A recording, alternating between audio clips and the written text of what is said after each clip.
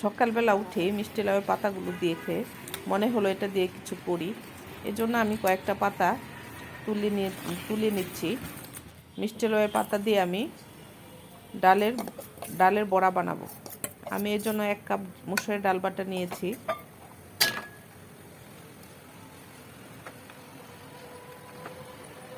এখন এখানে আমি সামান্য পরিমাণে হলুদ, একটু রসুন বাটা, একটু পেঁয়াজ বাটা, একটু আদা বাটা, একটু জিরা বাটা দিব।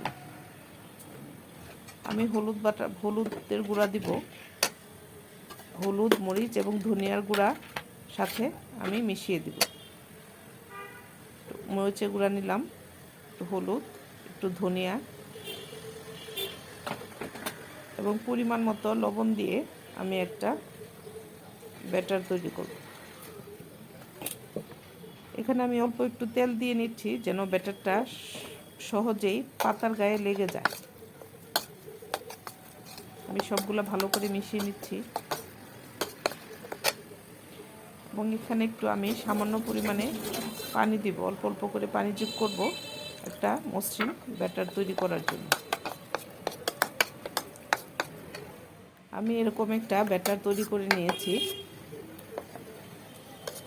মসুরের ডাল দিয়ে। এবার আমি পাতাগুলোকে আমি বেছে ধুয়ে পানি ঝরিয়ে নিয়েছি।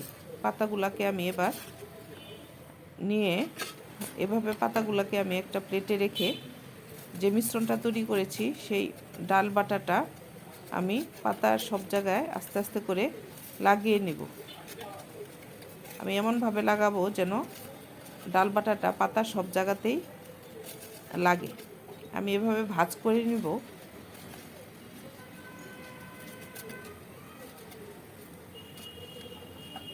তিন কোনা করে আমি পাতাটাকে ভাঁজ করে নেব। আসলে এটা চাল কুমড়ার পাতা দিয়েই করে, কিন্তু মিষ্টি লাউয়ের পাতা দিয়েও এটা একই রকম মজাদার হয়।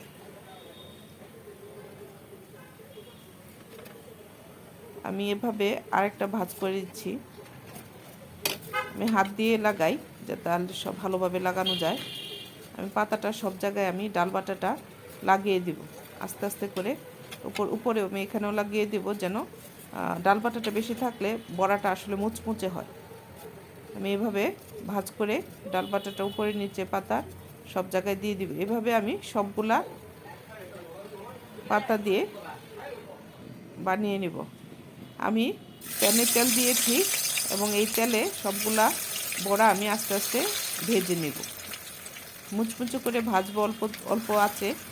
আমি এপাশ ওপাশ করে সবগুলো বড়া ভেজে নেব। এই বড়াটা আসলে এই যে আমার হয়ে গেল বড়া, এই বড়াটা খেতে বেশ টেস্টি।